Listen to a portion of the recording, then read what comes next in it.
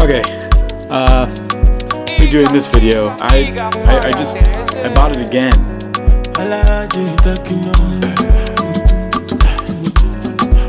I wish I had a better review of the lens because I really wanted to love it. But I think I'm gonna return it for now.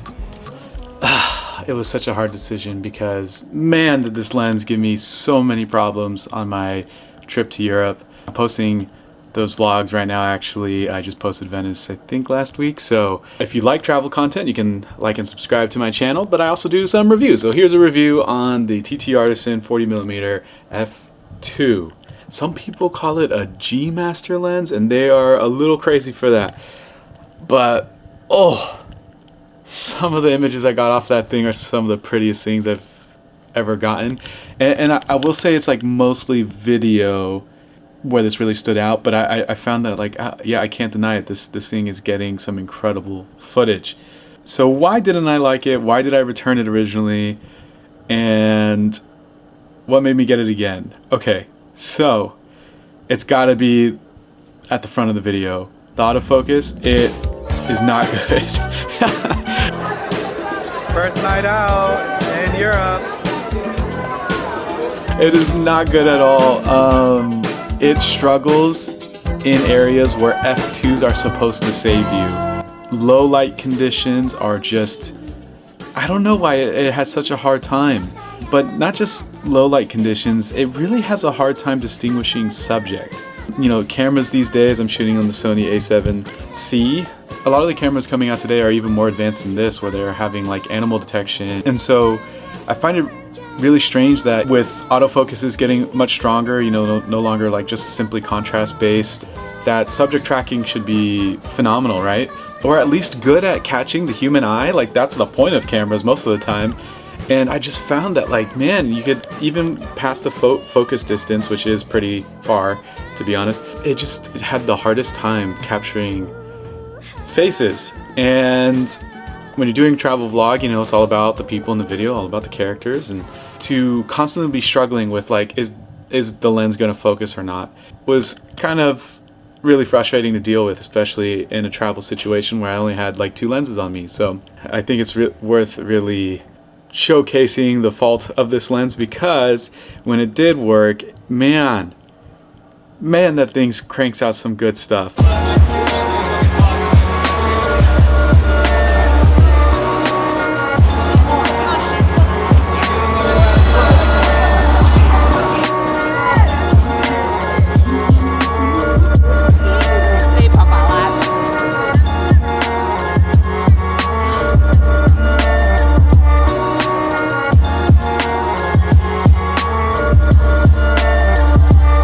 Some of the photos I took with it, some of the videos I got with it are some of the best looking things I've ever shot. I did have a variable ND filter on it at the time, which, particularly the KNF one, does definitely leave a little bit of a look. But yeah, the lens just had so much character, which is what I was banking on. You know, I know it was a cheap lens, and I know that has a vignetting problem, but the vignette was exactly what I was looking for. I wanted to have that those flaws. I was looking for that lack of perfection.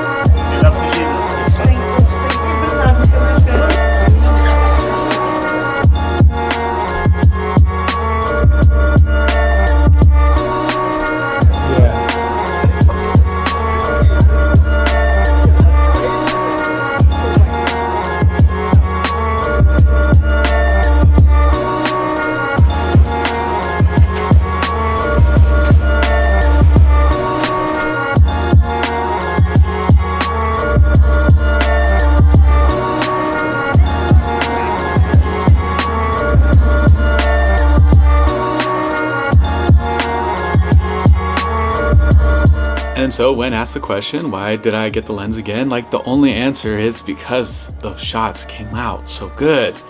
And I returned it immediately. When I got back from Europe, I returned it. First thing I did, return the lens, especially because it was actually unable to be returned past the date that I returned. Started working on my video because I got excited to work on the stuff. And within the, my arrival into Portugal, the shots I was getting, I was like, I think I have to buy this lens again, like immediately.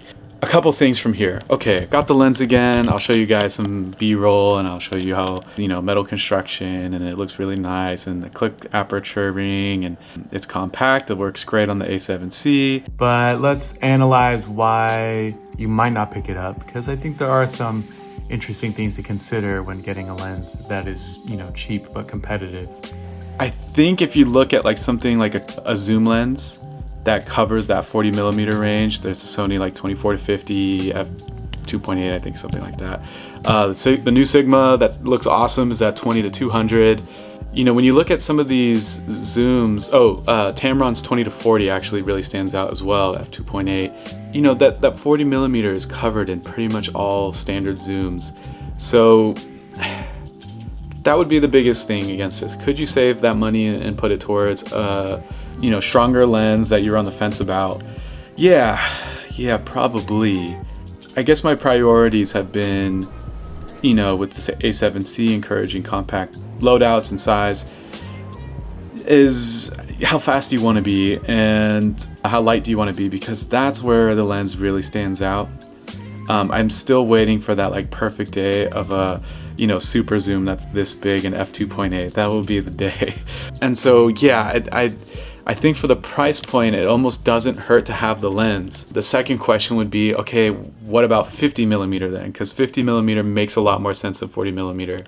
The biggest thing about 40 is that it's basically like the eye, but 50 gives you a little bit more style because it's a little tighter. And I wanted 40 because in the past with travel, I've been in those restaurants where it's a little tight and you still want that background separation, and you know, I was hoping that 40 would help me with like, you know, nighttime photography, being in the street.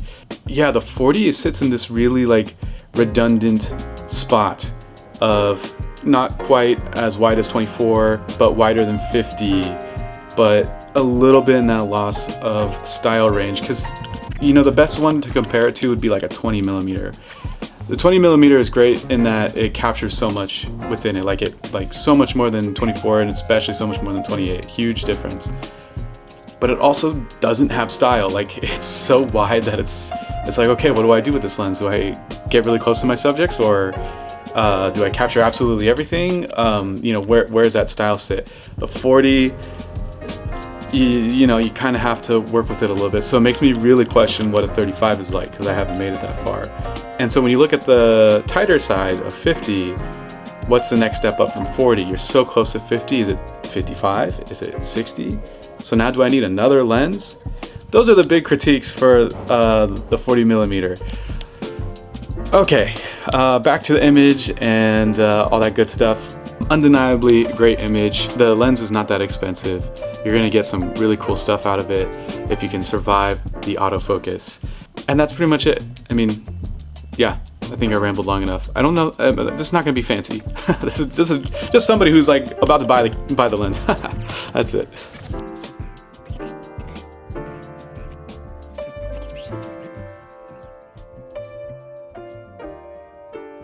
Thank you.